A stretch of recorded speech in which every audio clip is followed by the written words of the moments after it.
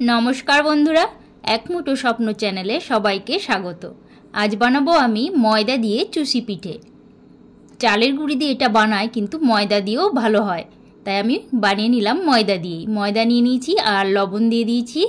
তারপর গরম জল দিয়ে অল্প অল্প করে বেশ ভালোভাবে এরকম মাখিয়ে নেব। একই সাথে পুরো জলটা দেব না, হালকা হালকা জল দিয়ে ঠিক এরকমভাবে সফট করে মাখিয়ে নেব। দেখো কত সুন্দর হয়েছে মাখানোটা। আর এরপর ছোট ছোট চেলি কেটে তারপর ছোট ছোট টুকরা করে যেভাবে চুষি পিঠে বানায় ঠিক এরকমভাবে আমি কেটে নেব। এটা বানাতে অনেকটা টাইম লাগে, পুরো দুপুরটা ধরে আমি এটা বানিয়েছি, তারপর সন্ধ্যাবেলায় পায়েসটা করেছি। এইভাবে আস্তে আস্তে আমি সব চুষিগুলোকে কেটে নেব। দেখো সব চুষিগুলোকে আমি কেটে নিয়েছি। আগে কখনো এইভাবে আমি বানাইনি, তবে আজকে প্রথম বানালাম, তো ঠিক এরকম হয়েছে, জানি না কেমন হলো।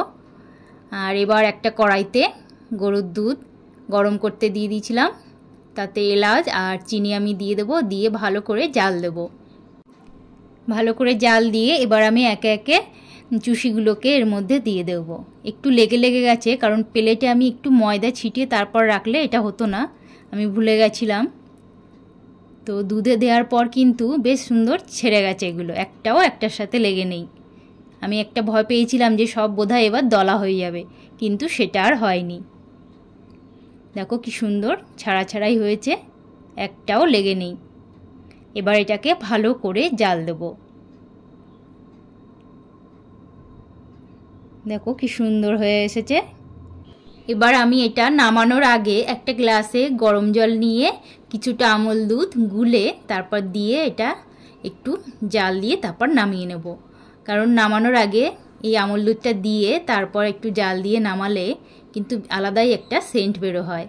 পায়েস পিঠেতে এই আমল দুধটা না দিলে কিন্তু আমার একদম ভালো লাগে না, বেশ ভালো লাগে এই আমল দুধের গন্ধটা। এবার দেখো ভালো করে জাল দিয়ে যখন ঘন হয়ে এসেছে তখন আমি এটা নামিয়ে নিয়েছি। তো আমার এই রেসিপিটা তোমাদের যদি ভালো লেগে থাকে তাহলে একটা লাইক আর কমেন্ট অবশ্যই করবে, আর আমার পাশে থাকবে, আর আমার ভিডিওগুলো একটু তোমরা দেখবে, তাহলে আমার খুব ভালো লাগবে। তো আজকের মতো টাটা, আবার দেখা হবে অন্য কোনো রেসিপি নিয়ে।